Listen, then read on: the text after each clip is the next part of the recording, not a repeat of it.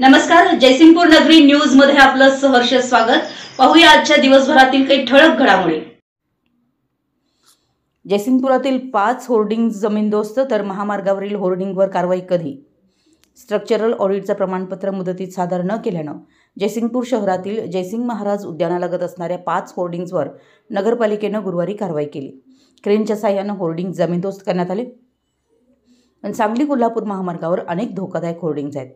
रस्त्याच्या दुतर्फा असणारी ही होर्डिंग्स बांधकाम विभागाच्या अखत्यारीत आहेत। याकडे दुर्लक्ष होत असल्याची चर्चा आहे। दरम्यान या संदर्भात सार्वजनिक बांधकाम विभागाचे अधिकारी भागवान यांच्याशी आमचे प्रतिनिधींनी संपर्क साधण्याचा प्रयत्न केला असता त्यांचा मोबाईल स्विच ऑफ होता। एखादी दुर्घटना घडल्यानंतरच कारवाई होणार का असा सवालही उपस्थित केला जातोय। त्यामुळे यापुढे आता होर्डिंग व्यावसायिकांना नियमांची अंमलबजावणी करावी लागणार आहे। जयसिंगपूर नगरपालिकेनं कारवाईचा बडगा हाती घेतलाय।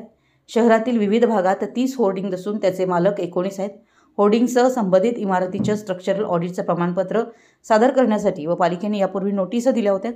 संबंधितांकडून कोणतीही कारवाई झाली नसल्यानं 23 मे रोजी पालिकेनं मोहीम हातात घेऊन विनापरवाना होर्डिंगवर कारवाई केली होती।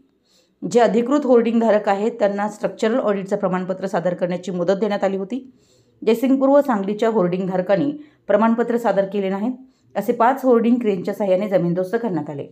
जयसिंग महाराज उद्यानालगत असलेल्या होर्डिंगवर ही कारवाई झाली। ही कारवाई मुख्याधिकारी टीना गवळी यांच्या मार्गदर्शनाखाली उपमुख्याधिकारी प्रमिला माने, बांधकाम अभियंता रामचंद्र कुंभार, पाणीपुरवठा अभियंता जमीर मुश्रीफ, स्वच्छता निरीक्षक संदीप कांबळे, मिळकत निरीक्षक शीतल कांजर, निखिल सिद्धगणेश, रवी कांबळे यांच्यासह कर्मचाऱ्यांच्या पथकाने केली। आमच्या जयसिंगपूर नगरी न्यूज चॅनलला लाईक करा, सबस्क्राइब करा आणि हो, स्क्रीनवर दिसत असलेला व्हॉट्सअप नंबर तुमच्या मोबाईलमध्ये ऍड करा। पाहत रहा जयसिंगपूर नगरी न्यूज चॅनल।